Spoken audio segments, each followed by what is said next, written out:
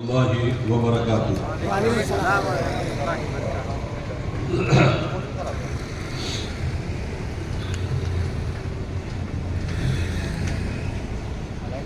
نحمدہ ونصلی علی حبیبہ الکریم۔ الحمدللہ الحمدللہ وکفا وسلام علی عبادہ الذین اصطفیٰ۔ اما بعد فاعوذ باللہ من الشیطان الرجیم۔ بسم اللہ الرحمن الرحیم۔ وما ارسلناک الا رحمۃ للعالمین۔ آمنت باللہ صدق اللہ العلی العظیم۔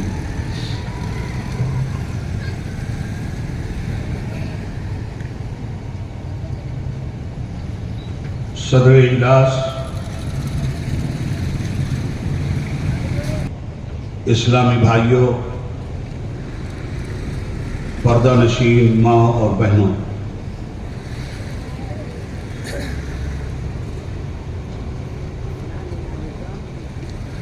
درود پاک پڑھ لیجیے۔ اللہم صلی علی سیدنا و مولانا محمد معدن الجود والکرم و آلہ و صحبہ وبارک وسلم۔ صلاۃ و سلام علیک یا رسول اللہ وسلم علیک یا حبیب اللہ۔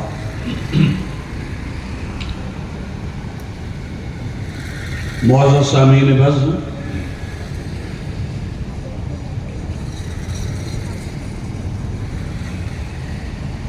تمام تعریف اور ساری خوبیاں پروردگار عالم کے لیے ہیں،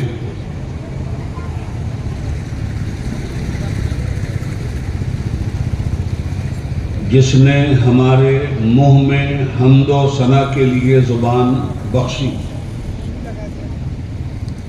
اور درود و سلام اس کے محبوب پاک پیغمبر صلی اللہ علیہ وآلہ وسلم پر، جن پر درود و سلام پیش کرنا ہمارا ملی فریضہ بنا اور ہم اس نعمت دارین سے مستفیض ہوئے۔ آپ سبھی جانتے ہیں کہ یہ اجلاس اپنی ایک روایتی شناخت بنا چکا ہے، جلسہ بعنوان رحمت للعالمین صلی اللہ علیہ وسلم کے نام سے۔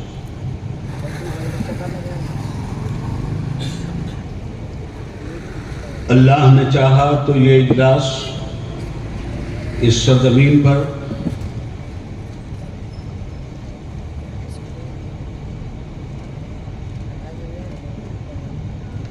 جس کا حسین شامیانہ میرے مرحوم بھائی جناب جہانگیر پہلوان صاحب نے تنا تھا،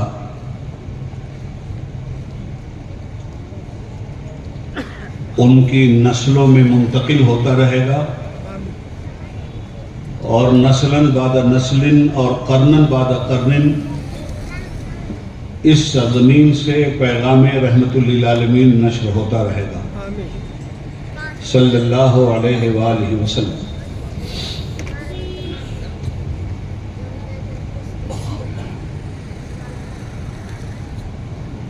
سردی اور بخار کا وائرل اس وقت تقریباً ملک کے طول و عرض میں چل رہا ہے۔ 8 دن سے میں بھی گرفتار ہوں، اور میں جانتا ہوں کہ یہ ستمبر کا مہینہ برسات کے ختم ہونے کے بعد ہر سال ستمگر بن کر بجائے ستمبر کے لوگوں کی زندگی پر ایک عذاب کی شکل میں نازل ہو رہا ہے۔ اللہ رب العالمین آپ کو بھی ہر بلا سے محفوظ فرمائے، اور میرے لیے بھی آپ دعائے صحت فرما دیں۔ مگر انشاءاللہ میں آپ کو مایوس نہیں کروں گا، یہ میرے آقا کا اجلاس ہے۔ اللہ شافی ہے، اللہ کافی ہے، اور اللہ نے اپنے حبیب کو ہم لوگوں کے لیے رحمت بنا کر بھیجا ہے۔ آج ابھی مجھ سے پہلے آپ حضرت مولانا ڈاکٹر مفتی مصور حسین صاحب کو سماعت کر رہے تھے۔ ایک عالم، وہ بھی صرف سند یافتہ نہیں بلکہ تعلیم یافتہ عالم، جب زبان کھولتا ہے تو اس کے ہاں جذبات کی رو ہو نہ ہو، وہ تحریک کی رو کو اچھی طرح جانتا ہے اور ایک اچھی فکر پیش کر کے گزر جاتا ہے۔ ہمارا عوامی ذہن چونکہ نعرہ زدہ ہو چکا ہے، اور آہ اور واہ کے علاوہ جو فکری گفتگو ہوتی ہے اس کے حصار میں اپنے کو بڑی مشکل سے لاتا ہے۔ میں سمجھتا ہوں کہ حضرت مولانا موصوف کی یہ تقریر صرف تقریر نہیں تھی، ایک مکمل تعلیم کے حوالے سے تحریک تھی، اور اس تحریک کو قبول کیا جانا چاہیے۔ معزز سامعین، میں آج ایک نئے زاویے سے آپ کے سامنے اپنی باتوں کو رکھوں گا، اور آپ کو بغیر کسی ویزا اور پاسپورٹ کے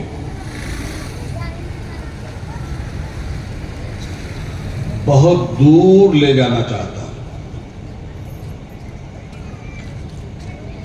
یہ دوری آپ کی چشم تصور میں صدیاں طے کروائیں گے۔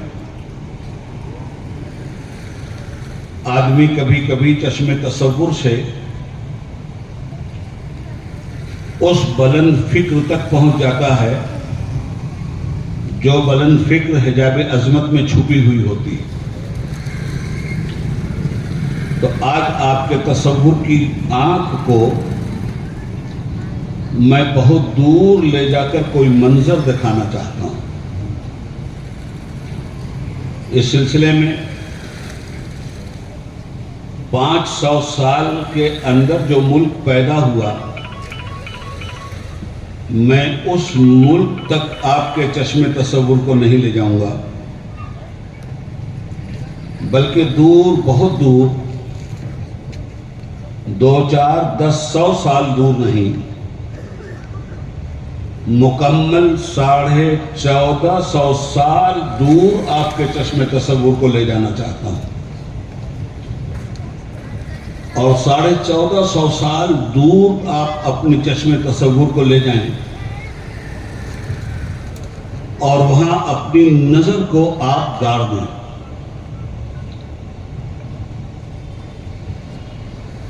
جو 1450 سال دور پہنچنے کے بعد آپ کی چشم تصور عربستان کے صحرا میں ایک شہر دیکھے گی جس میں چند قبائل آباد ہیں،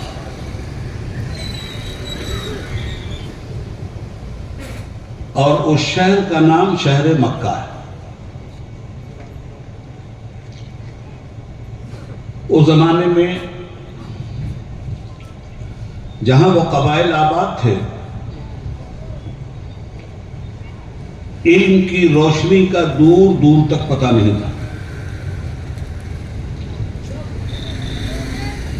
ان قبائل میں انسانی عظمت کا تصور بھی ناپید تھا۔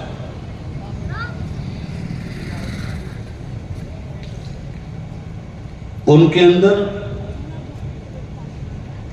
جو تاریخ کے فکری کیمرے نے ان کی حرکات و سکنات کو قید کیا ہے، اس میں ہر قبیلہ دوسرے قبیلے سے ٹکراتا ہوا دکھلائی دیتا ہے۔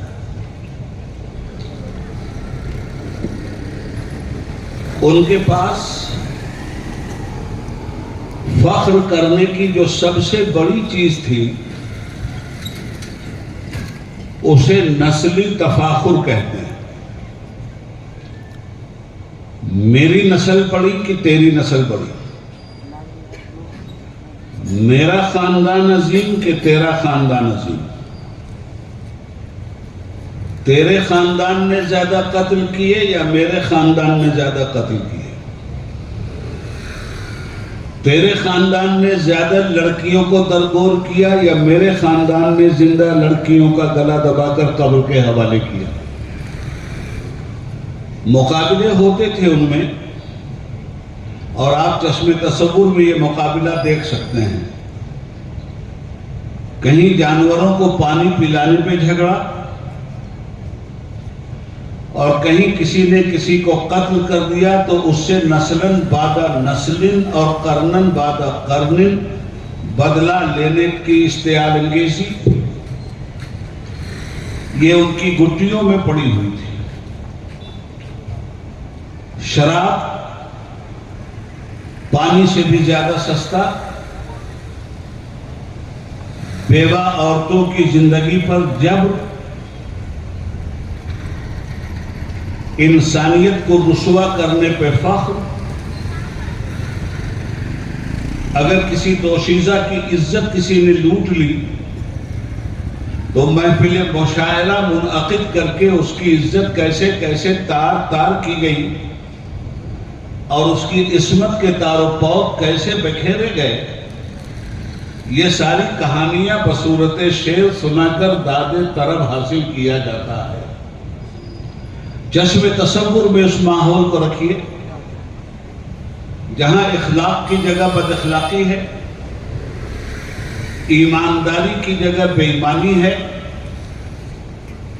شرافت کی جگہ شرارت ہے، علم کی جگہ جہالت ہے، بیٹی سے محبت کے بجائے نفرت ہے،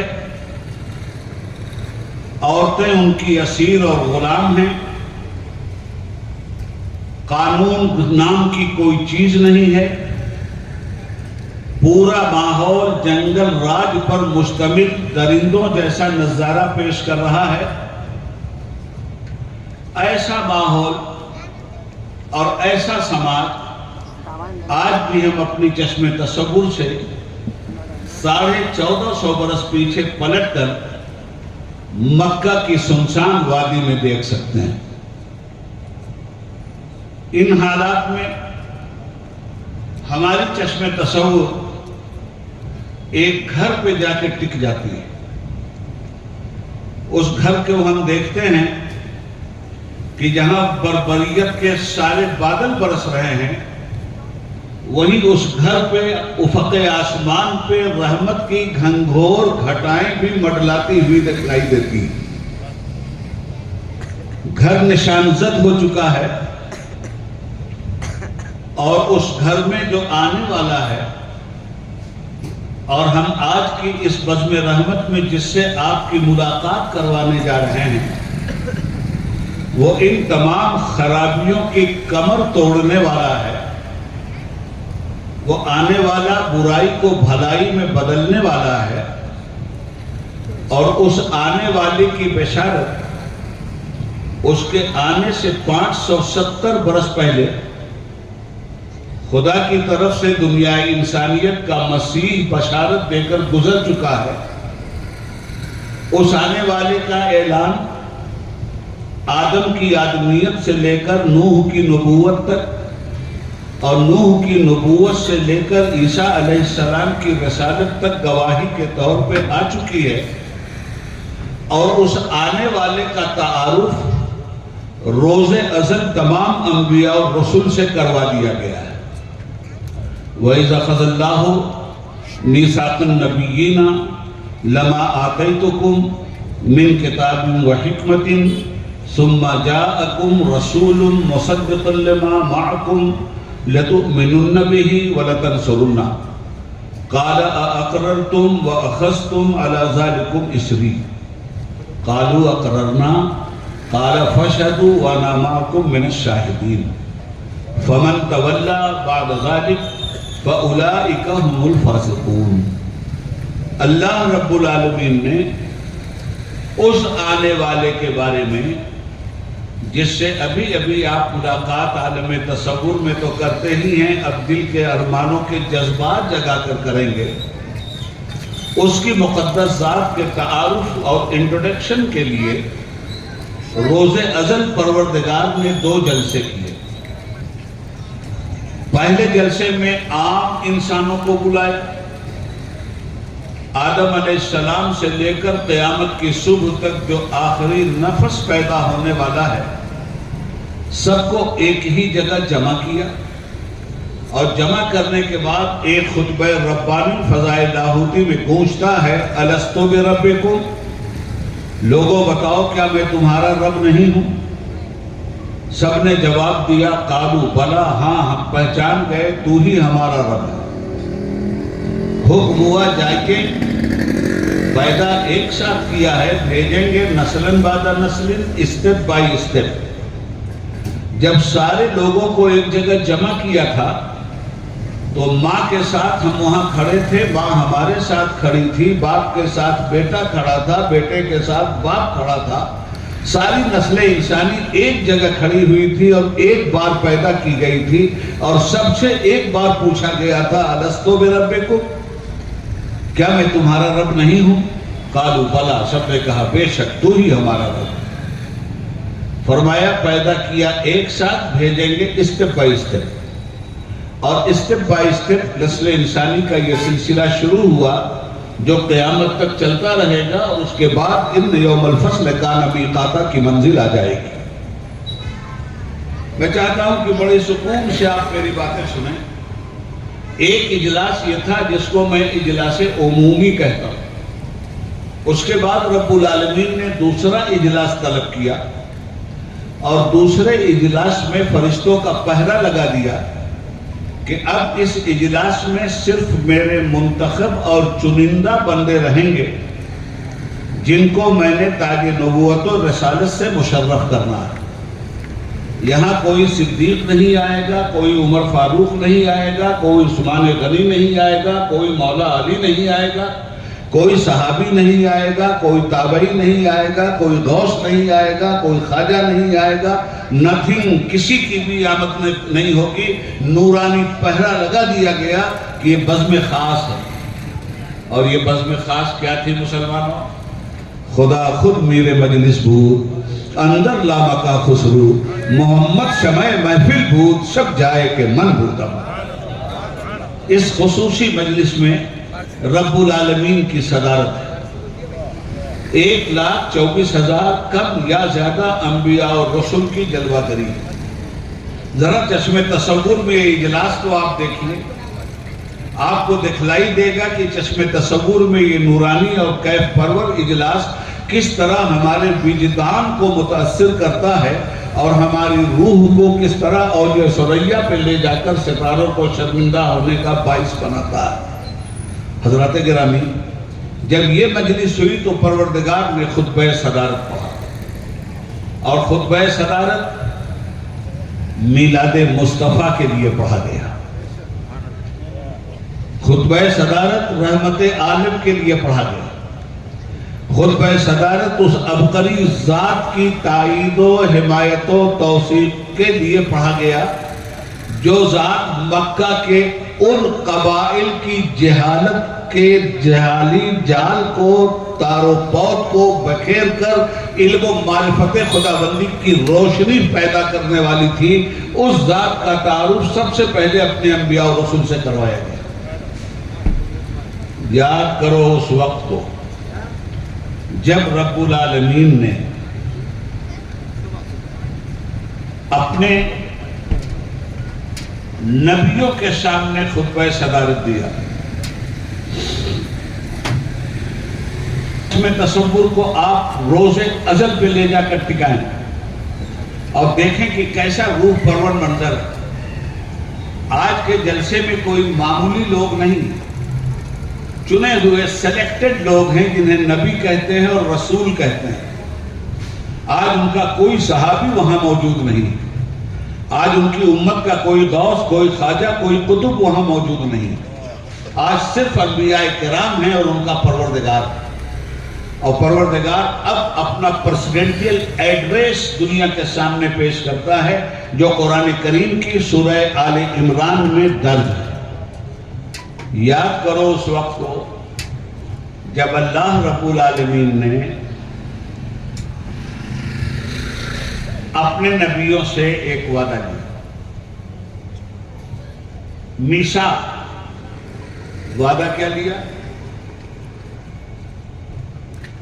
جب میں تمہیں کتاب و حکمت دے دوں، یعنی کتاب بھی عطا کر دوں ہدایت کی اور نبوت بھی، پھر تمہارے درمیان آ جائے وہ رسول، ہو جائے اس کا میلاد، اور وہ تمہاری کتابوں اور تمہاری رسالت کی تصدیق فرمائے، تو لَتُؤْمِنُنَّ بِهِ وَلَتَنْصُرُنَّ، تو پھر کیا تم اس پہ ایمان لاؤ گے؟ تمہارے زمانے کی جلوہ گری میں اگر میلاد النبی ہو جائے، میرا محبوب دانائے غیوب تمہاری بزم میں تشریف لے آئے جو تمہاری نبوت اور رسالت کی بھی تائید کرے اور تمہاری کتاب ہدایت کی بھی توثیق کرے، تو لَتُؤْمِنُنَّ بِهِ وَلَتَنْصُرُنَّ، کیا تم اس پر ایمان لاؤ گے اور کیا تم اس کی مدد کرو گے؟ یہ بات کس سے کہی جا رہی؟ یہ بات انبیاء اور رسول سے کہی جا رہی ہے۔ کب کہی جا رہی ہے؟ روز ازل کہی جا رہی ہے۔ کون کہہ رہا ہے؟ پروردگار کہہ رہا ہے۔ کس سے کہہ رہا ہے؟ انبیاء اور رسول سے کہہ رہا ہے۔ کہاں کہہ رہا ہے؟ عرش کی نورانی پارلیمنٹ کے اندر کہہ رہا ہے۔ لِتُؤْمِنُنَّ بِهِ وَلَتَنْصُرُنَّ، تو کیا تم اس پر ایمان لاؤ گے اور کیا تم اس کی مدد کرو گے؟ قَالَ أَأَقْرَرْتُمْ وَأَخَذْتُمْ وَلَا ذَلِكُمْ إِصْرِي، کہا پروردگار ہم یہ بوجھ اٹھائیں گے، ہم ان پہ ایمان لائیں گے، ہم ان کی تعظیم کریں گے، ہم ان کی مدد کریں گے، ہم ان کی نصرت و حمایت میں اتریں گے، پروردگار ہمارا وعدہ۔ قَالَ أَقْرَرْتُمْ وَأَخَذْتُمْ وَلَا ذَلِكُمْ إِصْرِي، دیکھو قَالُوا أَقْرَرْنَا، سب نے کہا ہم اپنا اقرار کرتے ہیں۔ یہ کس کے میلاد کی بات ہو رہی ہے؟ اللہ ان کے میلاد کی بات کرے اور نبیوں کے بیچ کرے تو میلاد النبی جائز ہے، اور امتی آج میلاد النبی کی بات کرے تو اس پر فتوے لگتے ہیں۔ میرے بھائی ذرا ہوش کے ناخن لیجئے، پروردگار میلاد مصطفیٰ کی بات کر رہا ہے روز ازل، اور انبیاء سے وعدہ لے رہا ہے کہ اگر تمہاری بزم میں ان کا میلاد ہو گیا، تمہارے زمانے میں وہ تولد ہو گئے، تمہارے زمانے میں وہ آ گئے، تو ان کی مدد کرو گے؟ انبیاء کہتے ہیں مدد بھی کریں گے، ان کی نبوت پہ ایمان بھی لائیں گے، ان کے پیچھے پیچھے چلیں گے، وہ ہمارے مقتدی ہوں گے، ہم ان کے مقتدی ہوں گے، ہم ان کے راہی ہوں گے، وہ ہمارے رہنما ہوں گے، ہم ان کے چاہنے والے ہوں گے، ہم ان کے پیچھے چلنے والے ہوں گے۔ اللہ تعالیٰ کہتا ہے قَالَ أَقْرَرْتُمْ وَأَخَذْتُمْ وَلَا ذَلِكُمْ إِصْرِي قَالُوا أَقْرَرْنَا، تمام نبیوں نے کہا ہم نے اقرار کیا۔ قَالَ فَاشْهَدُوا وَأَنَا مَعَكُمْ مِنَ الشَّاهِدِينَ، کہا جب اقرار کر لیے ہو تو آپس میں ایک دوسرے پہ گواہ بھی بن جائے۔ ذرا دیکھیے پنچایت کیسی ہو رہی ہے، اقرار کر لیا ہے نا۔ معصوموں سے ذرا دیکھیے کس قدر کس رہا ہے یہ قانون، عظمت مصطفیٰ کا قانون، حمایت مصطفیٰ کا قانون، نصرت مصطفیٰ کا قانون، ایمان مصطفیٰ کا قانون، ایمان مصطفیٰ کا قانون، مصطفیٰ کے پیچھے چلنے کا قانون، مصطفیٰ کا اتباع کرنے کا قانون، مصطفیٰ کو رہنما ماننے کا قانون، نبیوں کو مصطفیٰ کو نبی ماننے کا قانون، کہ تم تو نبی بن کے جا رہے ہو، وہ تمہارے نبی بن کر کے جائیں گے۔ موسیٰ کے بھی نبی ہوں گے، عیسیٰ کے بھی نبی ہوں گے، آدم کے بھی نبی ہوں گے، نوح کے بھی نبی ہوں گے، وہ آئیں گے۔ ہاں ہم اقرار کرتے ہیں کہ ہم ان کا ساتھ دیں گے۔ فرمایا فشد، اب آپس میں گواہ بھی بن جاؤ، آنکھوں میں آنکھیں ملاؤ۔ آپس میں جب وہ گواہ بھی بن گئے تو کہتا ہے وَأَنَا مَعَكُمْ مِنَ الشَّاهِدِينَ، تم تو آپس میں ایک دوسرے پہ گواہ ہو اور میں تمہاری گواہی پر گواہ بن رہا ہوں کہ تم نے میری بارگاہ میں یہ گواہی دی ہے۔ مسلمانوں ذرا غور کرو اس آیت پر، جذبات میں آنے کی ضرورت نہیں ہے، اپنے ایمان کے درون میں جھانک کر دیکھو کیسی عظمت ہے اس ربیع الاول میں آنے والے کی۔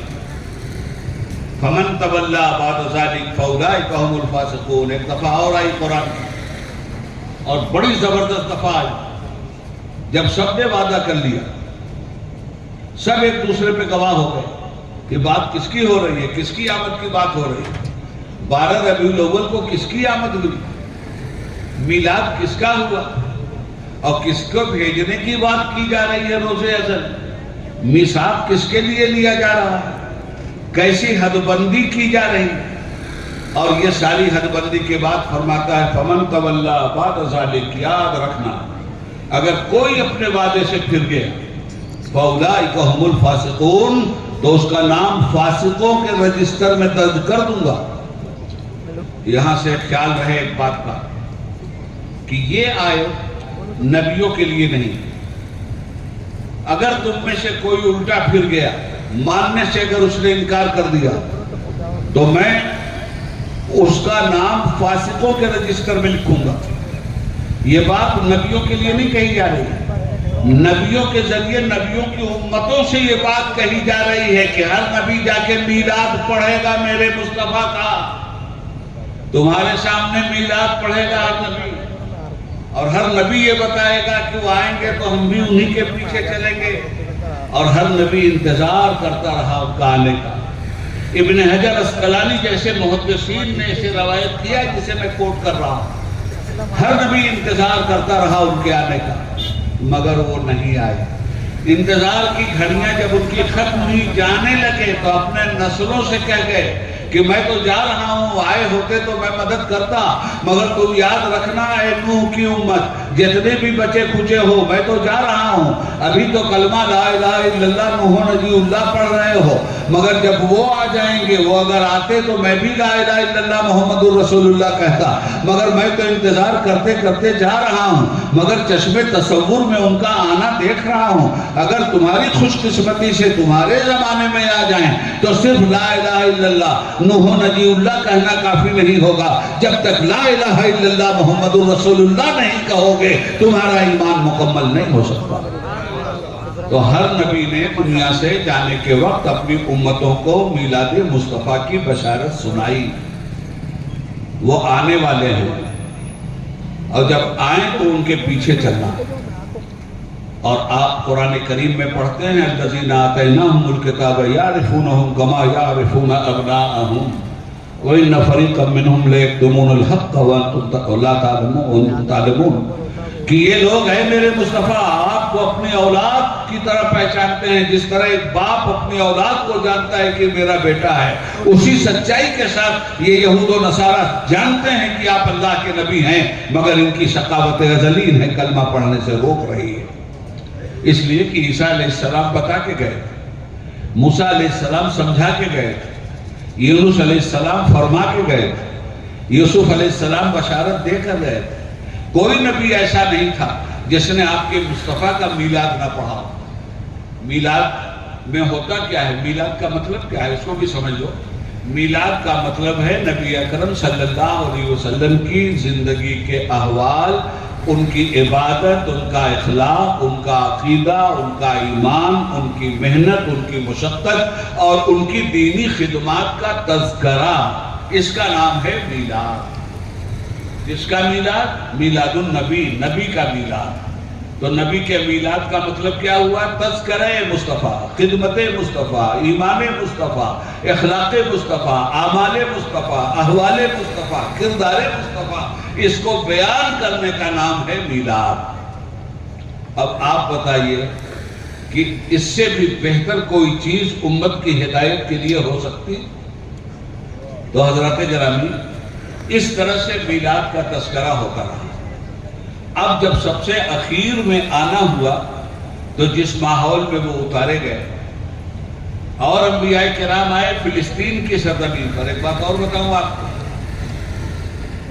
70,000 انبیاء کرام مکہ مکرمہ میں مدفون ہیں.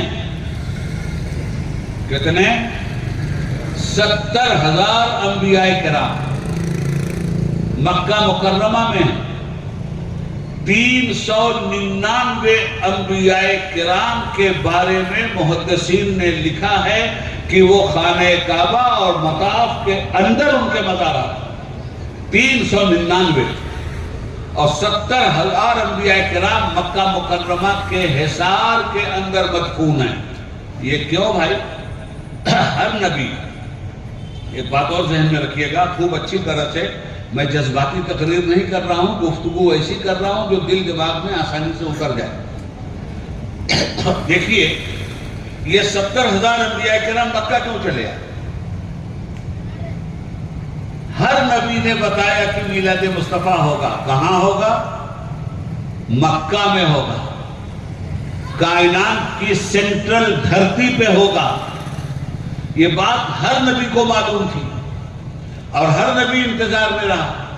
یہ جو 70,000 انبیاء کرام کو ہم پڑھ رہے ہیں تاریخ اسلام میں کہ وہ صرف مکہ مکرمہ میں مدفون ہیں، مکہ مکرمہ میں ان کی تدفین ہوئی ہے، اس کا بیک گراؤنڈ کیا ہے جانتے ہیں آپ؟ اس کا بیک گراؤنڈ یہ ہے کہ جب نبیوں کی امتیں اپنے انبیاء کرام سے غداری کر جاتی تھی تو پھر نبیوں کو حکم ہوتا تھا کہ آپ نے اتمام حجت کر دی، اب ان غداروں پہ عذاب آنے سے پہلے آپ بھی یہاں سے نکل جائیے اور آپ کی صالح امتی بھی یہاں سے نکل جائے تاکہ نبی اور نبی کی پاک باز اور باعمل امت عذاب الہی سے محفوظ رہے. جب نبی ہٹ جاتے تھے اپنے اعمال صالحہ والی امت کو لے کر کے، جب نبی وہ علاقہ چھوڑ دیتا تھا تو اللہ کا عذاب بادل کی طرح برس جاتا تھا اور قوموں کو نیست و نابود کر کے رکھ دیتا تھا. یہ پوری تاریخ ہے انبیاء کرام کی. لوط علیہ السلام کے پاس فرشتے آئے اور فرمایا کہ لوط دن نکلنے سے پہلے پہلے آبادی خالی کر دو، جو لوگ بھی تم پہ ایمان لائے ہیں لے کر کے چلے جاؤ، پیچھے کی طرف مت بولنا ہلنا.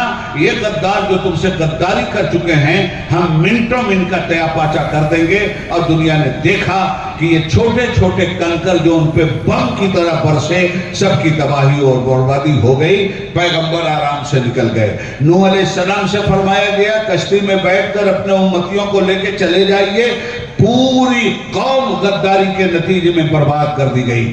اسی طرح سے موسیٰ علیہ السلام سے فرمایا گیا ہٹیے اور فرعون کو برباد کر دیا گیا. عرض یہ کرنا چاہتا ہوں آپ سے، تو وہ انبیاء کرام جو حضور کی آمد کے منتظر تھے، ان میں سے جن لوگوں نے اپنے زمانے میں حضور کو نہیں پایا اور ان کی امتیں نابکار اور غدار ہوئیں اور انہیں حکم ہوا کہ وطن چھوڑ کے نکلو، تو زندگی تو ابھی باقی تھی نا. وہ لوگ اس شوق اور اس عشق میں مکہ آ کر آباد ہو گئے کہ ہو سکتا ہے کہ ہماری سانس کی آخری سانس تک میلاد النبی ہو جائے، ہو سکتا ہے ہماری زندگی کی آخری سانس تک اللہ کا محبوب دانائے قلوب مکہ کی سرزمین پہ تشریف لائے، ہم اس کے امتی ہونے کا بھی شرف حاصل کر لیں اور اس کے دیدار کا بھی شرف حاصل کر لیں. معزز سامعین، یہ بڑی اہم اور نقطہ کی بات. اب آپ چلیں آگے. دیکھیے سرکار دو عالم صلی اللہ علیہ وآلہ وسلم بڑی پتھریلی زمین پہ آئے، بہت ہی خطرناک لوگوں کے بیچ میں آئے. میں نے آپ سے عرض کیا کوئی برائی ایسی نہیں تھی جو ان قبائل میں موجود نہ ہو، اور کوئی قانون ہی نہیں تھا کہ کسی کو سزا دے سکے. غلاموں کا کیا حال تھا اسے سمجھیے. آج کے دور میں سب سے زیادہ ضروری ہے سیرت النبی کو جاننا. مسلمان جو تباہ ہوا ہے وہ سیرت النبی کو نہ جان کر، بلکہ ایک جملہ ذہن میں آ گیا کہہ دوں، مسلمان نبی کا عاشق تو ہے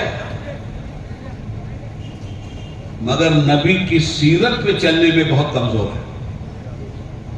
عاشق النبی ہے، عامل النبی نہیں ہو رہا. نبی کے فعل کا عامل نہیں ہو رہا. نبی کے افعال کا عامل اگر ہو جائے، زبان سے عشق کا نعرہ لگانا بہت آسان ہے، مگر مصطفیٰ کی وہ نماز جو ان کی آنکھوں کا نور ہے، اس کے لیے صبح میں جب مؤذن اذان دیتا ہے تو نیند کو توڑ کے عاشق رسول ثابت کرنا یہ بڑا مشکل کام ہے. تو اس مشکل کام کے ذریعے عاشق رسول پہچانا جاتا ہے. زبان کہہ بھی دیا لا الہ تو کیا حاصل، دل و نگاہ مسلمان نہیں تو کچھ بھی نہیں. بڑی سنجیدگی سے آپ باتیں سن رہے ہیں. تو پتھریلی زمین پہ رسول آئے، زمین پتھر کی، لوگوں کے ہاتھ میں بھی پتھر، دل بھی لوگوں کے پتھر. ایسے پتھریلے ماحول میں آئے تو آئے تو کیا دیکھا؟ میلاد النبی ہوا تو کیا دیکھا؟ جب میلاد النبی ہوا تو دیکھا کعبے میں 360 پڑے ہوئے ہیں، پورے ٹھاٹ باٹ کے ساتھ پڑے ہوئے ہیں، پورا بھوگ چڑھ رہا. اللہ کے گھر کو شرک سے ملوث کر دیا گیا. مگر انہی تمام لوگوں میں نے کہا آپ سے کہ چشم تصور میں ایک ایسی ہستی سے ملاقات کروا رہا ہوں جو ہے تو جھوٹوں کے ماحول میں مگر کبھی جھوٹ نہیں بولی، ہے تو جھوٹوں کے ماحول میں مگر سچائی معجزے کی طرح ظاہر ہوتی رہی، ہے بروں کے ماحول میں مگر بھلائی دامن کو ہوا دیتی رہی، ہے شرابیوں کے ماحول میں مگر طہارت اس کا کلمہ پڑھتی رہی، ہے جاہلوں کے ماحول میں مگر علم اس کا استقبال کرتا رہا، ہے فرشیوں کے ماحول میں مگر عرش اس کا انتظار کرتا رہا. زمین پہ آیا تو جس ماحول میں تھا ماحول سے لوگ متاثر ہوتے ہیں مگر وہ ایسی ذات تھی جو ماحول سے متاثر نہیں ہونے والی تھی، اپنی ذات سے ماحول کو متاثر کرنے والی تھی، مشرک کو صحابی بنانے والی تھی، کافر کو مومن بنانے والی تھی، خود نہ تھی جو راہ پر اوروں کے ہادی بن گئے. کیا نظر تھی جس نے مردوں کو مسیحا کر دیا، ایک عرب نے آدمی کے کا بول بالا کر دیا، خواب کے ذروں کو ہم دوشے سریا کر دیا. تو نے ثابت کر دیا ہے ہادی نوع بشر، مرد یوں مہریں لگاتے ہیں جبین وقت پر.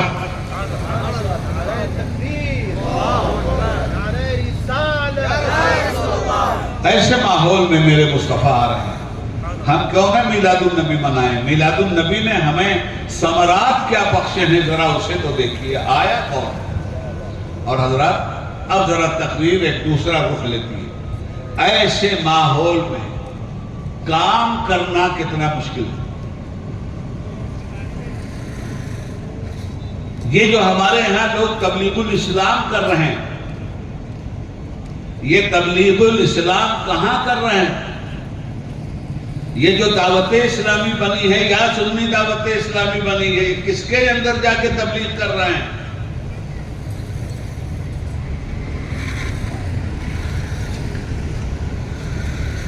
تبلیغ کے دو پہلو ہیں. ایک پہلو ہے اصلاح اور ایک پہلو ہے تبلیغ کا. تبلیغ ہوتی ہے کفار و مشرکین میں، مسلمانوں میں تبلیغ نہیں ہوتی.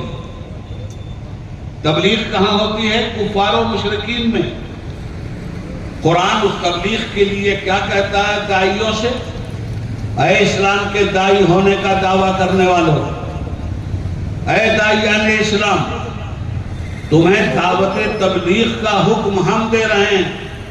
تم اپنی طبیعت سے دعوت و تبلیغ کی محفل مت سجاؤ، ہماری شریعت سے تبلیغ کی محفل سجانا. تو حکم ہوا کہ ادعو الی سبیل ربک بالحکمت والموعظۃ الحسنہ وجادلہم باللتی ہی احسن. تم اللہ کے دین کی طرف اللہ کے بندوں کو بلاؤ حکمت اور پیار بھرے واعظ و نصیحت کے ساتھ. اور اگر تم سے کوئی کٹ حجتی کرنے لگے تو ایسا نہیں کہ جواب نہیں دینا، جواب دینا ہے مگر وہ جہالت سے تم سے لڑ رہا ہے، تمہیں شرافت سے جواب دینا ہے. وہ بد اخلاقی سے مناظرہ کر رہا ہے، تمہیں خوش اخلاقی سے مناظرہ کر رہا ہے. وہ جہالت کا دامن لے کر پکڑے ہوئے ہے، تم علم کا دامن پکڑ کر کے اس سے بات کرو. بات مان لیتا ہے تو ٹھیک ہے، نہیں مان لیتا ہے تو اس سے جنگ کرنے کی ضرورت نہیں، سلام کرو اور آگے بڑھ جاؤ. یہ ہے دعوت و تبلیغ کا طریقہ داعیان اسلام کے لیے. حضور کہاں جاتے تھے تبلیغ کرنے؟ کبھی ابو لہب کے گھر، کبھی ابو جہل کے گھر. ہمارے لوگ کب گئے مودی کے گھر؟ دیکھو باتیں ذرا کڑوی لگتی ہیں لوگوں کو، مگر میں مجبور ہوں یہ کہنے کو۔ بھئی ہمیں بھی تو کم سے کم اس کے یہاں نہ جاتے پہرا بیٹھا ہوا ہے۔ آس میں پاس میں پڑوس میں جو لوگ ہیں، تبلیغ کرنے کا طریقہ جدا گانا ہوتا۔ آپ غیر مسلم پڑوسی کے ساتھ کیسے آج کے ماحول میں تبلیغ کریں گے؟ کچھ لوگ تبلیغ کر رہے تھے، انہیں عمر قید کی سزا دے دی گئی۔ ابھی تازہ ترین واقعات ہیں نا، آپ مجھے بتائیے کہ اللہ نے کیسے بتایا تبلیغ کرنے کے لیے؟ آپ جائیے، اچھا پھر یہ کہ جائیے بلا بولے بھی تبلیغ ہوتی ہے، غیر مسلموں میں تبلیغ اسلام کرنا ہے تو بلا بولے ہوئے بھی تبلیغ ہوگی۔ اور تبلیغ کرنے کے لیے ایک گروہ کوئی نہ ذمہ دار ہے نہ ٹھیکیدار ہے۔ تبلیغ کے لیے تو آپ سب کو اللہ نے مبلغ بنایا ہے۔ کنتم خیر امت اخرجت للناس تأمرون بالمعروف وتنہون عن المنکر، تم بہترین امت ہو، تمہیں ہم نے اس لیے پیدا کیا ہے کہ بھلائیوں کا حکم دو، برائیوں سے سماج کو بچاؤ۔ تو جب یہ قرآن کا حکم ہوا، یہ لاگو کس پہ ہوتا؟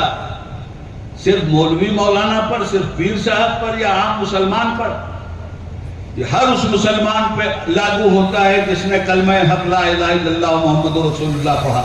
کیا خطبہ حجۃ الوداع کی وہ بات آپ کو یاد نہیں جس میں نبی کریم صلی اللہ علیہ وسلم نے فرمایا تھا، مسلمانوں بلغوا ولو انی آیا، اے مسلمانوں تم کو اگر ایک ہی آیت یاد ہو تو اس کی تبلیغ کرو، اے مسلمانوں ایک ہی میری حدیث یاد ہو تو اس کی تبلیغ کرو، اے مسلمانوں ایک ہی آیت میری یاد ہو تو اس کی تبلیغ کرو۔ یہ کس سے کہا گیا تھا؟ مولانا صاحب سے نہیں، مسلمانوں تم کلمہ پڑھنے والے خوش نصیب لوگوں سے یہ کہا گیا تھا۔ ایک اچھی بات تمہیں معلوم ہے، دوسرے کو بتلا دو۔ تو آج تبلیغ اسلام کے لیے ہمارے لیے کیا ضروری تھا؟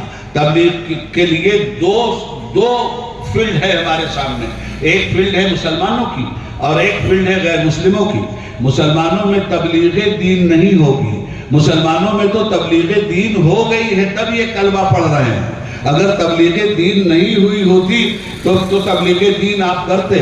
خواجہ صاحب کا احسان ہے کہ تبلیغ دین کر کے چلے گئے، اور آج ہم لوگ ایشیا میں اتنے سارے لا الہ الا اللہ محمد رسول اللہ پڑھنے والے ہیں۔ اب ان کے اندر جو آ جا کے آپ تبلیغ کر رہے ہیں تو اس کا مطلب یہ ہوا کہ ان کی عادت بگڑ چکی ہے، ایمان صحیح ہے، عقیدہ صحیح ہے، عمل خراب ہو گیا ہے۔ شراب حرام تھی، مسلمان سماج شراب پینے لگا ہے۔ زناکاری حرام تھی، مسلمانوں میں زناکاری عام ہو گئی ہے۔ جہالت گناہ تھی، جہالت مسلمانوں میں در آئی ہے۔ گھمنڈ گناہ تھا، گھمنڈ مسلمانوں میں آ گیا ہے۔ تو اب علماء اسلام کی ذمہ داری ہوئی، دعوت و ارشاد و تبلیغ کرنے والے جرگے کی ذمہ داری ہوئی کہ اصلاح معاشرہ کے نام سے معاشرے کے اندر جائے۔ تبلیغ تو ہو چکی ہے، کلمہ تو یہ پڑھ ہی چکے ہیں، نماز و روزہ کے یہ قائل ہیں، البتہ بدعملی ان کے اندر در آئی ہے۔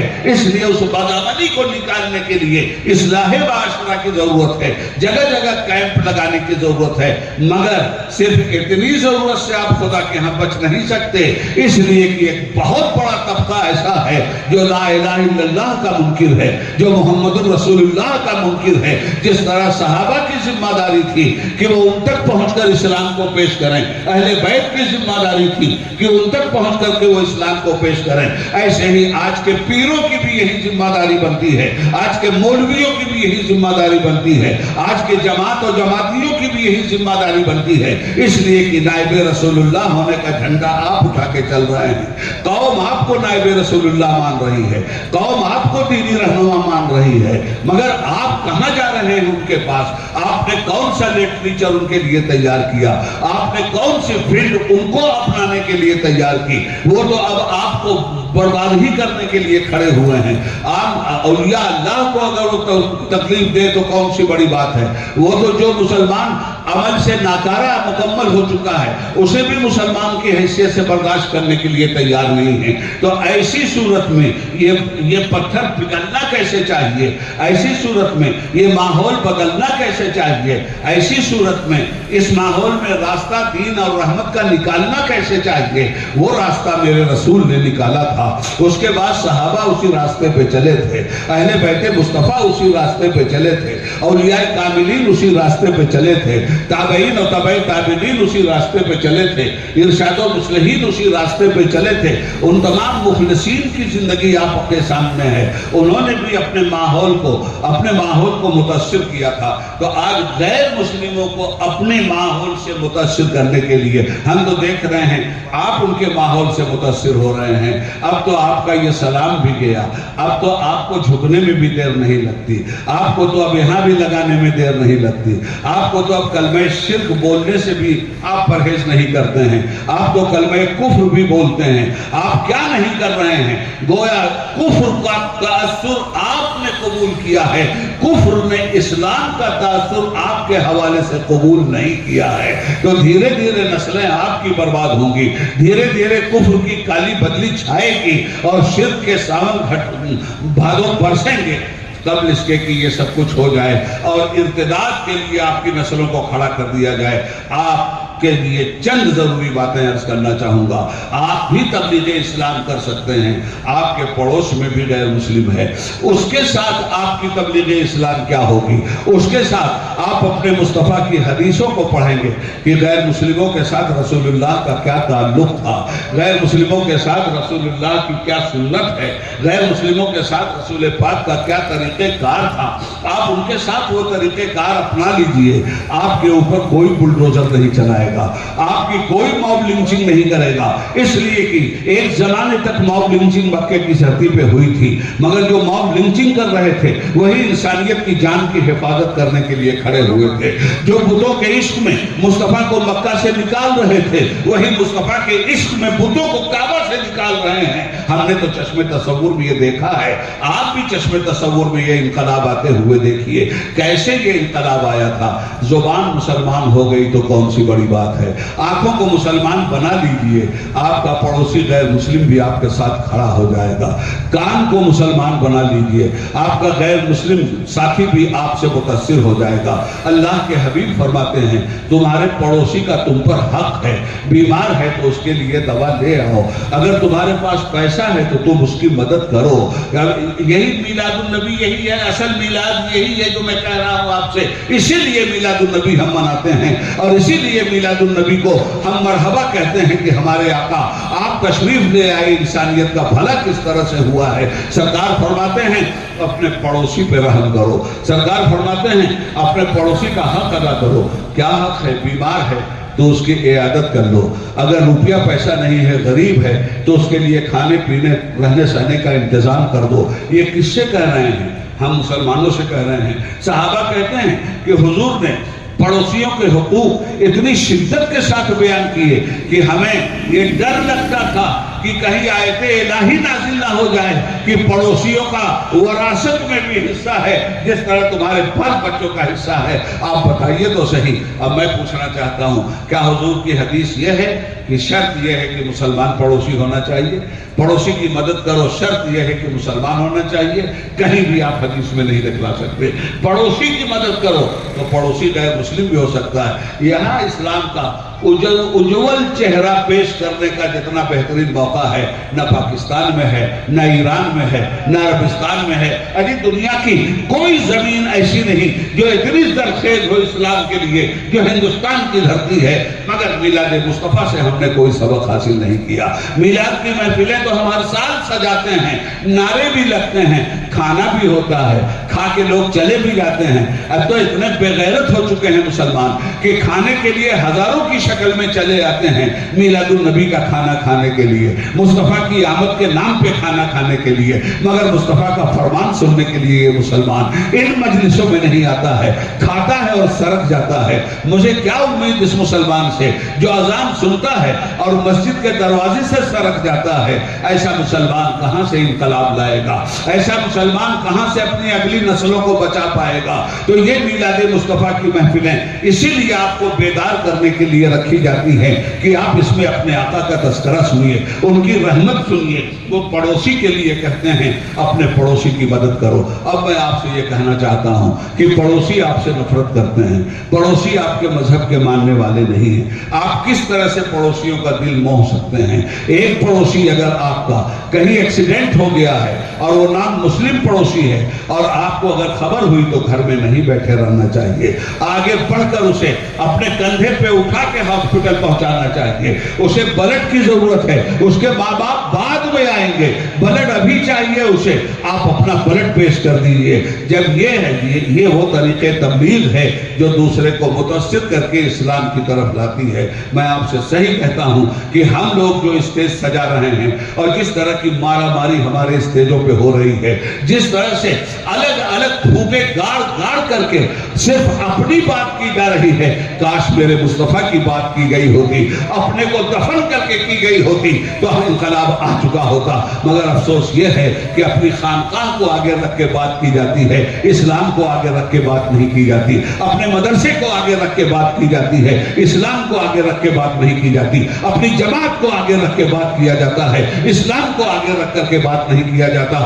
بہت ہی کٹھور باتیں میں کہہ رہا ہوں, اب اگر یہ کہ اتنی سچی باتیں یہ ہیں کہ کوئی مائی کا لال اس کا انکار نہیں کر سکتا. جہاں چلے کسی ایک دروازے پہ لے جا کے کھڑا کر دیا, کسی ایک درگاہ پہ لے جا کے کھڑا کر دیا, کسی ایک مدرسے پہ لے جا کے کھڑا کر دیا, کسی ایک ذات پر لے جا کر کے کھڑا کر دیا. بس یہ ذات ہے اس کو اسلام مان لو, بس یہ پیر صاحب ہے اس کو اسلام مان لو, بس یہ درگاہ ہے اس کو اسلام مان لو, بس یہ مدرسہ اس کو اسلام مان لو. تو کتنا اسلام مانا ہے آپ؟ ارے ایک ہی درگاہ ہے جو گنبد خضرا کی چھاؤں میں دنیا کے سامنے موجود ہے, اسی ایک درگاہ سے جڑ جاؤ خدا کی قسم. اور پھر ان درگاہوں سے بھی جڑنا ہے تو ان درگاہوں سے جڑو جو درگاہیں اپنی بات نہیں کرتی, سب سے بڑی درگاہ کی بات کرتی ہیں. سچی درگاہیں آج وہی ہیں جو سب سے بڑی درگاہ کی بات کریں, جو میرے مصطفیٰ کی بات کریں, جو میرے مصطفیٰ کو مرشد کامل کی حیثیت سے دنیا کے سامنے پیش کریں.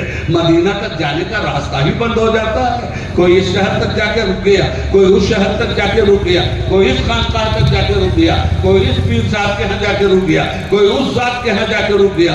کیوں رک رہے ہو؟ مت رکو. یہاں رک جاؤ گے تو رکے رہ جاؤ گے. وہاں جاؤ اور وہاں کے آنگنے میں یہاں کو دیکھو کہ جو وہاں ہوا تھا وہ یہاں ہو رہا ہے کہ نہیں. اگر ہو رہا ہے یہاں کے مدرسے میں تو چندہ دے دو, اور اگر یہاں کا مدرسہ وہ نہیں کر رہا ہے جو مسجد نبوی کے مدرسے میں کیا تھا تو ایسے مدرسوں پہ تالا بھی لگ جائے تو مجھے کوئی پرواہ نہیں. عرض یہ کرنا چاہتا ہوں, سنیے اور غور سے سنیے. ایک پڑوسی کس طرح ماحول آپ بدل سکتے ہیں. یہ حضور کا میلاد ہے دوست, اور حضور کے میلاد کا میں نے پھر کہا کہ میلاد النبی کا مطلب سمجھ لیجئے. رسول وہ محفل میلاد النبی ہے جس میں نبی کا تذکرہ ہو, جس میں نبی کی عبادتوں کا تذکرہ ہو, جس میں اللہ کی حقوق کا تذکرہ ہو, جس میں اللہ کے بندوں کے حقوق کا تذکرہ ہو. صحیح معنوں میں وہ محفل میلاد ہے, اور ایسی محفلوں کا استقبال کرنا چاہیے. اب ایک پڑوسی آپ کا ہے, میں اپنے گھر کی ایک مثال دے دوں, اچھا نہیں لگتا مگر بات آ گئی ہے تو میں آپ سے کہوں. میرے گھر میں اعظم گڑھ میں شہر میں میرے بھتیجے لوگ دیکھ کے آئے ہیں. جہاں میرا گھر ہے, میرے گھر میں میرا دایاں پڑوسی بھی غیر مسلم ہے, اور جو دیوار لگی ہے اس دیوار کے پاس بھی غیر مسلم ہے. تو بہت بڑے وکیل ہیں وہ, اور بہت بڑا صحن ہے ان کا, اور اس صحن میں بہت بڑا آم, بہت بڑا آم. تو اس کی ڈالیاں مولانا ہمارے گھر کے شہر میں بھی ہیں. اب ہمارے ہاں ایک ایم ایل اے ہیں, نام آپ نے کبھی کبھی سنا ہوگا, عالم بدی اعظم. اس وقت 86 سال عمر ہے. کیسے مسلمان ہیں وہ معلوم ہے؟ جب الیکشن آتا ہے تو ملائم سنگھ ٹکٹ بھیج دیتے تھے ان کے گھر. اب ملائم سنگھ کے بیٹے اکھلیش ٹکٹ بھیج دیتے ہیں, کبھی ٹکٹ مانگنے نہیں گئے. اب سنیے صاحب, جب ٹکٹ آیا تو کیا ہوا؟ 2 آدمیوں کو لیا عالم صاحب, دو آدمی، وہ دو آدمی اپنی سائیکل سے، اور جب تک یہ سائیکل چلانے کی پوزیشن میں تھے تب تک اپنی سائیکل سے گئے، جا کے فارم بھر دیا اور چلے گئے۔ اور جب پبلک میں گئے ووٹ مانگنے تو پبلک سے صاف صاف بات کرتے ہیں ہمیشہ وہ، بھائی سنو، اگر میں نے آپ کی خدمت کی ہوگی تو مجھے ووٹ دیجیے گا، اور اگر میں نے آپ کی خدمت نہیں کی ہوگی تو اپنا ووٹ خراب مت کیجیے گا، اس آدمی کو دے دیجیے گا جس سے آپ کو امید ہو کہ وہ آپ کی خدمت کرے۔ چھٹی مرتبہ ملے ہیں، کیا صرف مسلمانوں کے ووٹ سے ہیں وہ؟ تو سیاست میں بھی اگر پیروی رسول کر کے آدمی سیاست کرتا ہے تو وہاں بھی غیر مسلموں میں تبلیغ ہوتی ہے۔ وہ تو اللہ جسے چاہے ہدایت دے دے ایمان کی، اگر ایمان کی بھی ہدایت لوگوں کے پاس نہیں آتی تو کم سے کم آپ سے دشمنی تو ختم ہوتی ہے، کم سے کم نفرت تو ختم ہوتی ہے۔ تو یہی عالم بدی صاحب ہمارے پڑوسی وکیل صاحب کے گھر میں گئے اور بیٹھے، اور جا کے ان سے کہا کہ وکیل صاحب یہ بتائیے یہ مسلمان پڑوسی آپ کا کیسا ہے؟ وہ پوچھتے ہیں اس سے، یہ بتائیے کہ یہ مسلمان پڑوسی آپ کا کیسا ہے؟ تو وکیل صاحب نے کہا کہ عالم بدی صاحب، خدا ہر ہندو کو ایسا مسلمان پڑوسی دیتے، خدا ہر ہندو بھائی کو ایسا مسلمان پڑوسی دے۔ کیا بات؟ کہا بات یہ ہے عالم صاحب کہ ہمارا آم جب جھوم کے آتا ہے اور جب اعظمی صاحب کے آنگن میں وہ ٹپکتا ہے، چونکہ ڈالی وہی، تو ان کے بچے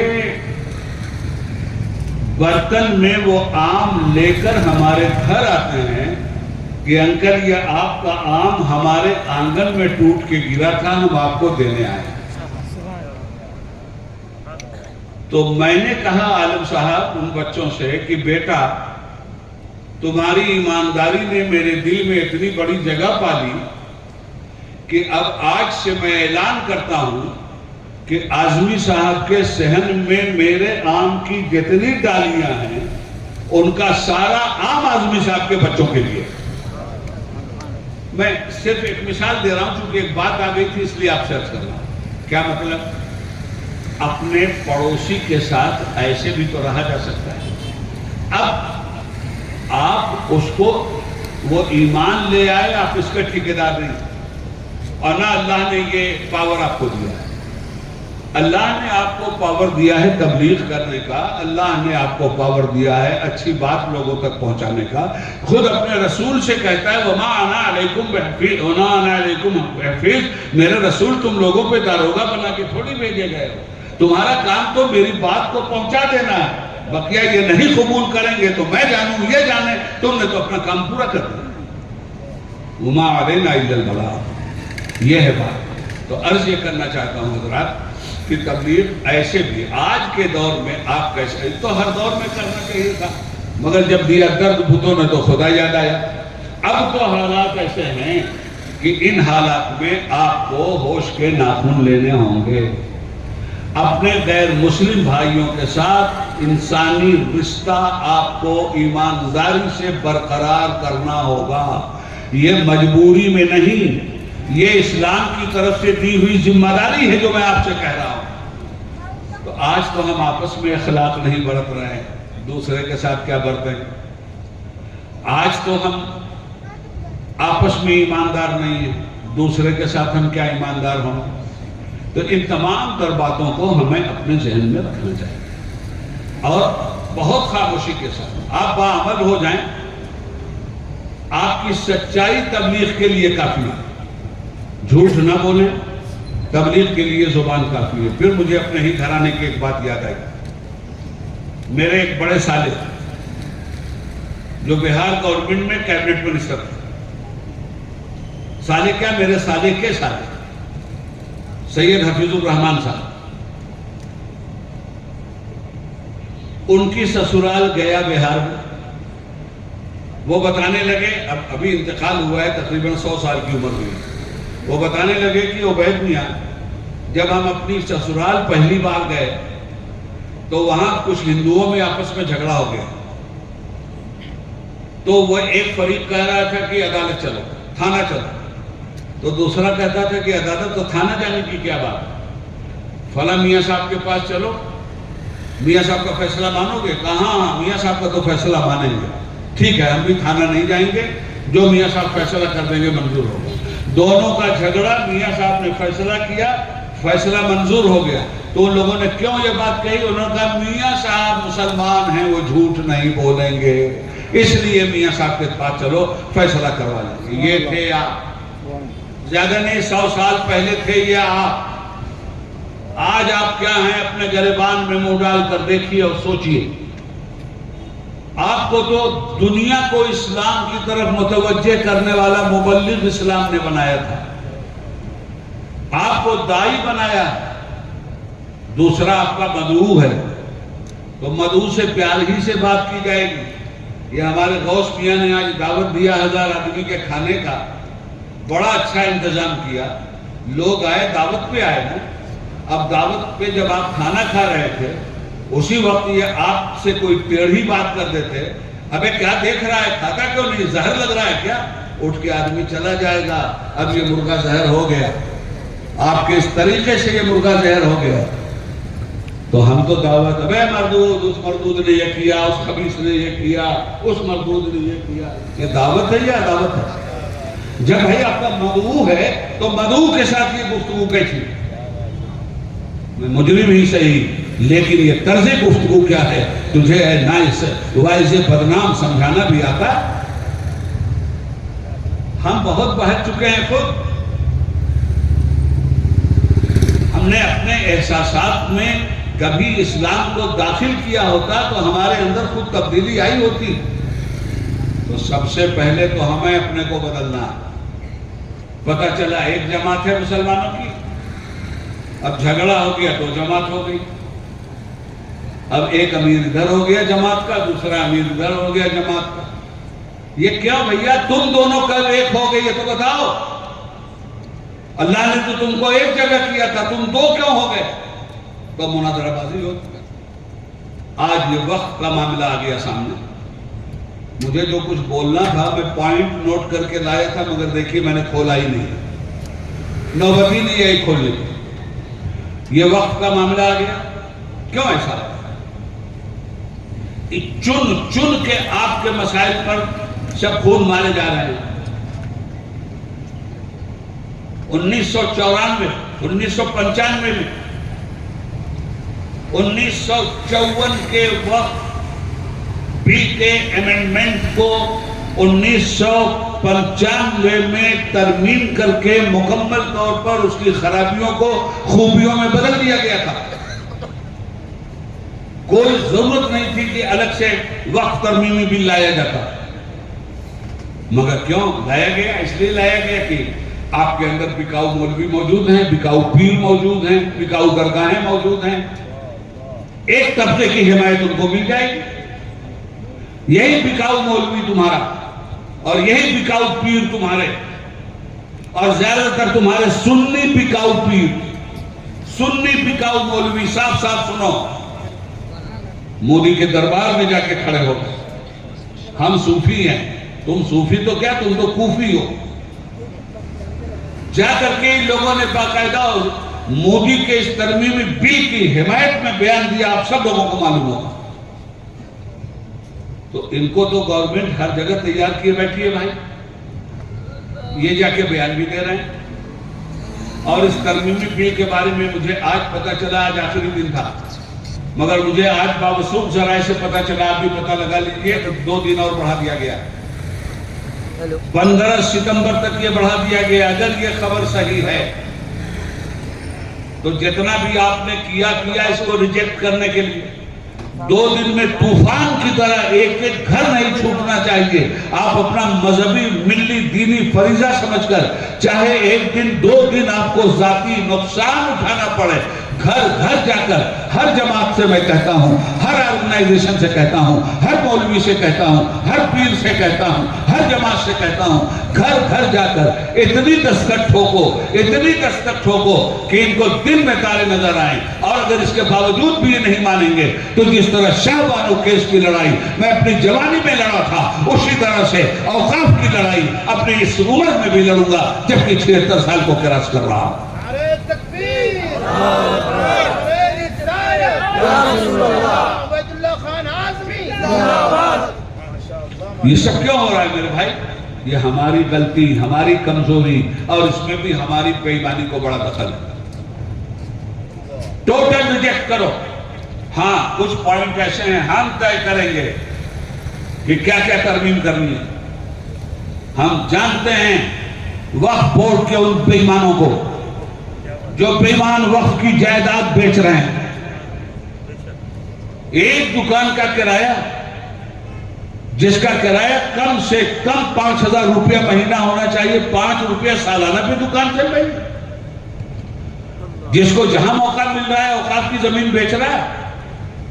جب مسلمانوں نے بیچنا شروع کیا تو غیر مسلموں نے بھی ہتھیانا شروع کیا۔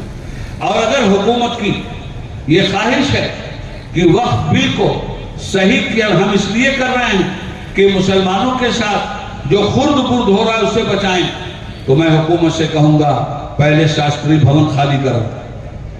میں حکومت سے کہوں گا کہ پہلے 5 اسٹار ہوٹلوں کو خالی کرو۔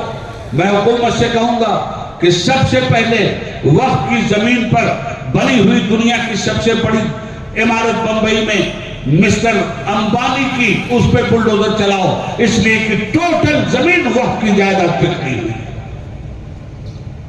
معصوم مسلمانوں کے مکانوں پہ بلڈوزر چلے گا تو گورنمنٹ تو خود ہتھیائے بیٹھی ہے وقف کی زمین۔ مسلمان ہڑپ کیے بیٹھا ہے وقف کی زمین، غیر مسلم ہڑپ کیے بیٹھے ہیں وقف کی زمین۔ ان جتنے ہڑپو سنگھ ہیں سب سے زمین خالی ہونی چاہیے، گورنمنٹ سے بھی خالی ہونی چاہیے، مسلمان ہڑپوؤں سے بھی خالی ہونی چاہیے، غیر مسلم ہڑپوؤں سے بھی خالی ہونی چاہیے۔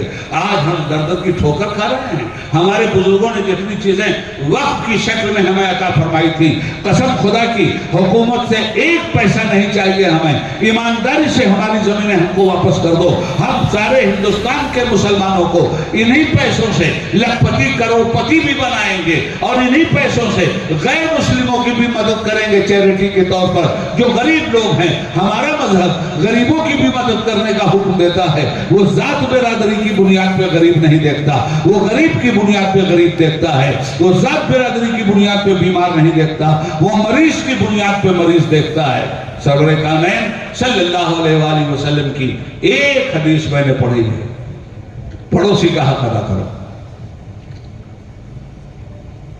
آپ کے پڑوس میں ایک غیر مسلم گھر ہے،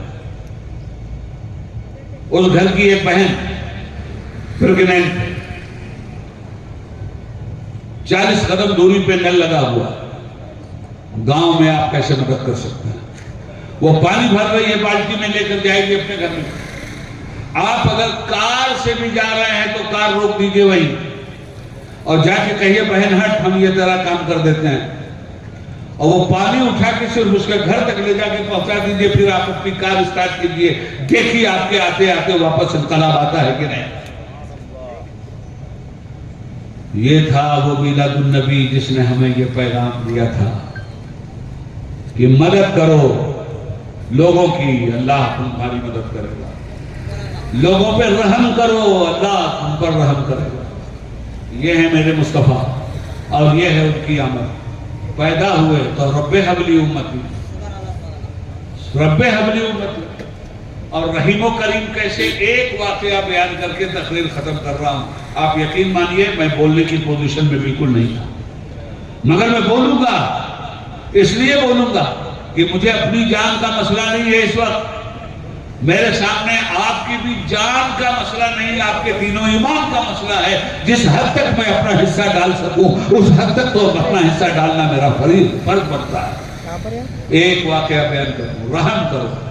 میلاد النبی کا خلاصہ ہے کہ رحم کرو۔ وَمَا أَرْسَلْنَاكَ إِلَّا رَحْمَةً لِلْعَالَمِينَ، اے میرے حبیب آپ کو میں نے سارے جہان کے لیے رحمت بنا کے بھیجا ہے۔ جو لوگ ایمان کی دولت پا گئے، جہنم سے چھٹکارا، جنت ان کا نصیبہ، یہ مصطفیٰ کا رحم ہے کہ نہیں؟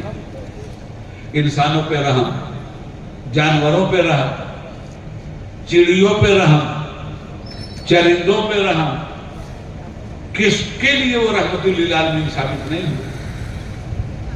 آپ صرف ایک واقعہ سن لیجیے اور بات ختم کرتا ہوں۔ آج کی دنیا کے انسانوں پہ بم برسا رہی ہے۔ میرے آقا جان کی حفاظت کیسے کرتے تھے اور جانوروں کے لیے کیسے رحمت للعالمین ثابت ہے؟ ایک حدیث شریف پڑھی میں نے،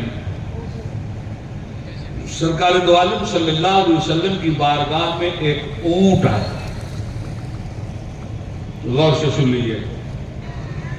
صحابہ کہتے ہیں کہ ہم بیٹھ آیا، آ کے سرکار کی بارگاہ میں بیٹھ گئے اور بیٹھ کے حضور کے کان کے پاس اپنا لب لے آیا اور اپنا لب لے آ کر کے کچھ بولنے لگا، منمنانے لگا۔ سرکار کان لگائے سنتے رہے اس کو۔ جب وہ سب بول چکا تو اللہ کے حبیب سے صحابہ کرام رضوان اللہ علیہ مجمعین نے پوچھا، یا رسول اللہ یہ اونٹ آپ سے کیا کہہ رہا؟ تو حضور نے ارشاد فرمایا، میرے صحابہ یہ اونٹ اپنے مالکوں کی مجھ سے شکایت کر رہا، یہ کہہ رہا ہے کہ یا رسول اللہ اب میں بوڑھا ہو چکا، جب جوان تھا ایک زمانے تک میں نے اپنے مالکوں کی خدمت کی، میرے مالک اپنی تجارت کرنے کے لیے گرمیوں کے دنوں میں یمن کی طرف نکل جاتے تھے مجھ پہ سوار ہو کر اور اپنا مال لاد کر اپنے گھر آتے تھے، اور جاڑے کے دنوں میں ملک شام کی طرف نکل جاتے تھے۔ میں نے جوانی بھر اپنے مالکوں کی خدمت کی یا رسول اللہ، اب جب میں بہت بوڑھا ہو گیا تو میرے مالکوں نے مجھے اونٹنیوں کے بیچ میں چھوڑ دیا تاکہ میرے ہی جیسے بے شمار اونٹ میرے ذریعے پیدا ہو جائیں۔ درجنوں اونٹنیوں کو میں نے حاملہ کیا اور درجنوں اونٹ میں نے ان کو اپنی نسل سے بھی دیے یا رسول اللہ، اور اب میں یہ سن رہا ہوں کہ ان لوگوں نے مشورہ کر لیا ہے کہ اب یہ اونٹ کسی لائق نہیں ہے، ایک دن طے کر لو، اس دن اس کو ذبح کر کے ہم لوگ اس کا گوشت کھا جائیں۔ سرکار نے فرمایا یہ اونٹ مجھ سے یہ کہہ رہا ہے، سن رہے ہو؟ جانور جس کے دربار میں فریاد کرتے ہیں کیا سمجھ کے، وَمَا أَرْسَلْنَاكَ إِلَّا رَحْمَةً لِلْعَالَمِينَ، رحمت عالم کی بارگاہ میں اس نے یہ شکایت کی۔ حضور فرماتے ہیں کہ اتنی ہی دیر میں اس کے مالک لوگ بھی آ گئے اور آ کے دیکھا کہ اونٹ سرکار کے پاس بیٹھا ہے، تو مالکوں نے کہا یا رسول اللہ یہ 4 دن سے فرار ہے، ہم ہر جگہ تلاش کرتے رہے اسے، یا رسول اللہ یہ کہیں نہیں ملا، ہم آپ کے پاس آئے تو دیکھا یہ آپ کے پاس بیٹھا ہے، حضور یہ آپ کے پاس بیٹھ کے کر کیا رہا؟ اللہ کے حبیب نے فرمایا یہ تم لوگوں کی شکایت کر رہا ہے، اور جتنی باتیں میں نے آپ سے عرض کی حضور نے فرمایا یہ ساری باتیں یہ تمہارے بارے میں کہہ رہا ہے، کیا یہ سچ ہے؟ کہا ہاں یا رسول اللہ بالکل سچ ہے۔ تو سرکار نے فرمایا کہ تم لوگوں کو شرم نہیں آتی؟ جوانی اس کی تم نے خدمت میں لے لی، اس کے ذریعے اس کی نسلیں تیار کر لی، کیا کسی احسان کرنے والے کو احسان کا بدلہ ایسے ہی دیا جاتا ہے کہ اسے ذبح کر کے اس کا گوشت کھا لیا جائے؟ کہنے لگے یا رسول اللہ ہم لوگوں کی سمجھ میں بات آ گئی ہے، اب ہم ایسا نہیں کریں گے۔ تو نبی ہے نا وہ، چھپ کے جاتے کہاں نیت میں کھوٹ تھا، اب ہم ایسا نہیں کریں گے۔ حضور نے فرمایا تم جھوٹ بول رہے ہو، تم ضرور ایسا کرو گے۔ اس کو بعد سرکار نے فرمایا اس اونٹ کی قیمت بتلاؤ۔ 100 دینار، آج کا $100، 100 دینار رسول پاک صلی اللہ علیہ وسلم نے اس کمزور اونٹ کی کی قیمت اس کے مالکوں کو دی اور اس اونٹ کو خرید لیا، اور خریدنے کے بعد اب اس اونٹ کے کان میں فرمایا کہ دیکھ میں نے تجھے تیرے مالکوں سے خرید لیا ہے اور اب میں تیرا مالک ہوں اور اب میں تجھے اللہ کی راہ میں آزاد کرتا ہوں۔ تو اس اونٹ کی آنکھ میں آنسو آ گئے، اور حدیث شریف میں ہے کہ وہ پھر اپنا منہ حضور کے پاس لے آیا، لب اس کے ہل رہے تھے، آنکھوں سے اس کے آنسو چل رہے تھے، اور وہ بولتا جا رہا تھا تو بہت بولا، اس کے بعد اور بولا تو حضور نے فرمایا آمین، پھر وہ بولا، پھر حضور نے فرمایا آمین، پھر تیسری بار بولا، پھر حضور نے فرمایا آمین۔ جب یہ ساری چیزیں بول کر کے وہ حضور کو چوم کر کے رخصت ہونے لگا تو صحابہ نے کہا یا رسول اللہ آخر آپ میں اور اس میں کیا بات ہوئی کہ آپ نے بار بار آمین کہا؟ تو سرکار نے فرمایا سنو، وہ کہہ رہا تھا یا رسول اللہ آپ رحمت للعالمین بن کر دنیا میں نہ آئے ہوتے تو آج ہماری جان کی حفاظت کرنے والا کون ہوتا؟ اے ہمارے رسول، اے ہمارے نبی، جس طرح آپ نے مجھ کو عذاب سے بچایا ہے، میں اللہ تعالیٰ سے دعا کرتا ہوں کہ اللہ تعالیٰ آپ کی امت کو عذاب سے بچا لے۔ تو میں نے کہا آمین۔ تو اس نے کہا یا رسول اللہ میں دعا کرتا ہوں اللہ سے کہ اللہ میدان محشر میں جب سورج سوا نیزے پہ ہو اور انسان اپنے پسینے میں ڈوب رہا ہو تو یا اللہ میرے مصطفیٰ کی امت کو بچا لینا اس عذاب سے۔ میں نے کہا آمین۔ اس نے کہا یا رسول اللہ میں اللہ سے دعا کرتا ہوں کہ جس طرح آپ نے مجھے خوف سے بچایا، جس طرح آپ نے مجھے مرنے سے نجات دی، اللہ سے دعا کرتا ہوں اے اللہ دونوں جہان میں میرے رسول کی امت کو اسی طرح تو خوف سے بچا دینا۔ تو میں نے کہا آمین۔ یہ ہے وہ مصطفیٰ جن کے دربار میں رحمت کرنے کے لیے اونٹ آتا ہے تو اونٹ بھی اپنا حصہ لے کے جاتا ہے، چرند و پرند آتے ہیں تو وہ بھی اپنا حصہ لے کے جاتے ہیں۔ حضور سرور عالم صلی اللہ علیہ وسلم کی ایک حدیث اور سن لو، چلتے چلتے یاد آ گئی ہے۔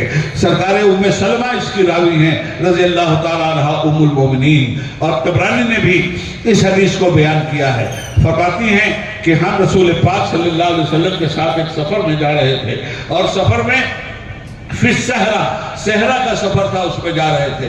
یکایک صحابہ ساتھ تھے، ایک آواز پہاڑوں کی اوٹ سے آئی، السلام علیکہ یا رسول اللہ، السلام علیکہ یا رسول اللہ، السلام علیکہ یا رسول اللہ۔ آواز دینے والا نظر نہیں آ رہا تھا، پھر آواز آنے لگی یا رسول اللہ، یا رسول اللہ، یا رسول اللہ۔ اتنی دیر میں دیکھا کہ سامنے ایک ہرنی ہے جس کو ایک آدمی پکڑ کر باہوں سے اس کے ہاتھ اور پیر باندھے ہوئے ہے، اور وہ چلا رہی ہے یا رسول اللہ، یا رسول اللہ، یا رسول اللہ۔ سرکار فرماتے ہیں ہم اس کے پاس پہنچے، پوچھا ہرنی کیا بات ہے؟ کہا یا رسول اللہ اس شکاری نے مجھے گرفتار کر لیا ہے، انہی پہاڑوں کے بیچ میں میرے دو ننھے ننھے بچے ہیں، بھوک سے مر جائیں گے میرے آقا، اتفاق سے آپ مجھے نظر آ گئے ہیں رحمت للعالمین، آپ ضمانت لے لیجئے حضور، میں اپنے بچوں کو جا کے دودھ پلا کے واپس آ جاؤں گے یا رسول اللہ، اس شکاری کے حوالے کر دیجئے گا۔